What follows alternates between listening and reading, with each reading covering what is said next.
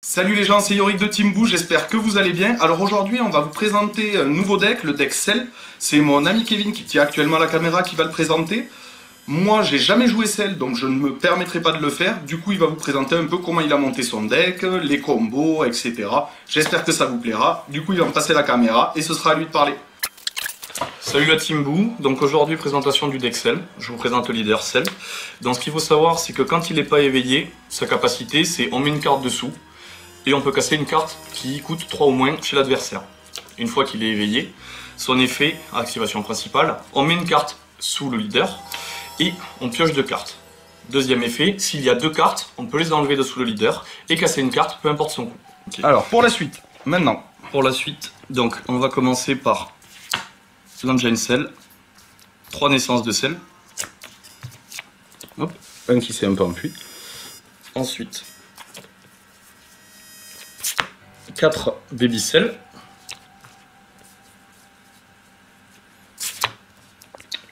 Quatre 5 Cell à 5. Et 4 super. Donc là ici on a toute l'engine Cell. Ça, c'est pour les combos de base, histoire de gérer la main de l'adversaire. Obligatoire quand on joue un Cell. Ensuite, moi, personnellement, j'ai choisi cette carte-là. Pourquoi? Alors, tout simplement parce que c'est pas rare que le drop à 5 ou que le drop à 7 termine dans la main et finisse en énergie. Ici, c'est pour rentabiliser au maximum les essais qui vont arriver. Donc, ce qu'il faut savoir sur cette carte, c'est que quand elle arrive, elle a double frappe, elle a vengeance, donc quand elle est attaquée, elle met KO la carte adverse, et surtout, en auto, une fois par tour. Quand on combat, on retire une carte de combo de l'adversaire et on la met dans sa zone de dispersion. C'est un petit peu l'effet d'un Jaco gratuit. Voilà. Donc, c'est un killer en plus, et le deck en manque, de base. Ensuite, la suite de l'engine Cell. 4 c'est 18, la sœur jumelle, et un drop à 5.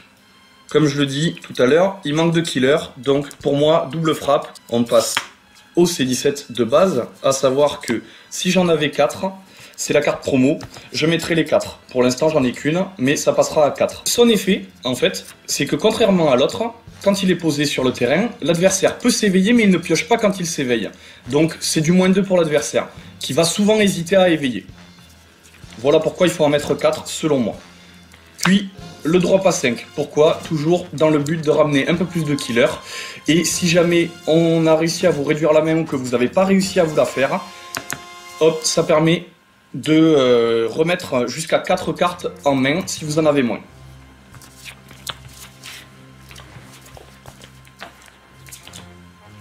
Ouh, sexy.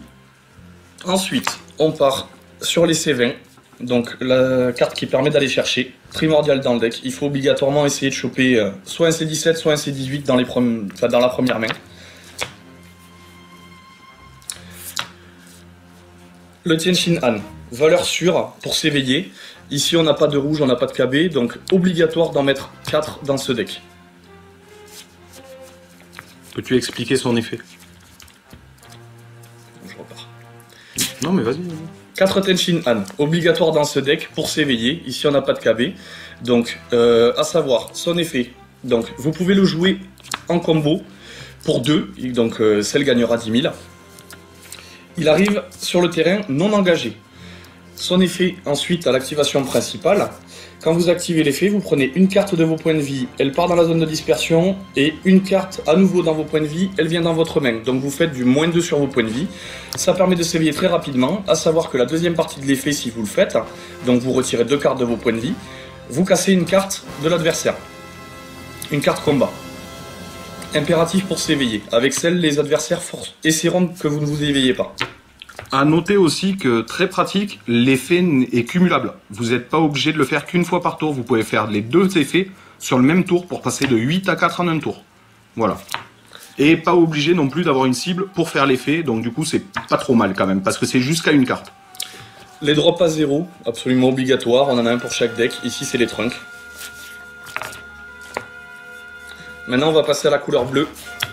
Donc, moi, J'ai mis de la couleur bleue tout simplement pour avoir les Senzu et les Whis. Le problème de ce deck, c'est que au début, si l'adversaire est très agressif, et j'avais peur du rouge quand je l'ai joué en tournoi, les Senzu sont une valeur sûre qui reste tout le tour. Ça casse complètement le tour de l'adversaire. Et bon, les Whis, les Negate, voilà, il n'y a plus rien à dire dessus, la preuve est faite.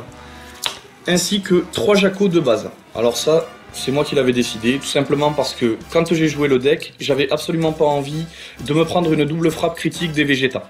Et ça pour moi, c'était essentiel dans les premiers tours. Merci à vous. Voilà. Et du coup, pour le Jaco aussi, très utile pour empêcher le Tenchinan d'arriver tour 2 aussi. Pour le sel, pour éviter qu'il s'éveille. Donc ne l'oubliez pas aussi pour ceci. Donc dans tous les cas, merci beaucoup Kevin. La vidéo t'a plu, n'hésite pas à mettre un petit pouce bleu, si ce n'est pas le cas, tu as le même pouce en rouge, tu peux t'amuser à appuyer dessus. En attendant, si tu veux rien rater de mes prochaines vidéos, n'hésite pas à t'abonner et à mettre la petite cloche des notifications et tu rateras rien. Tchuss!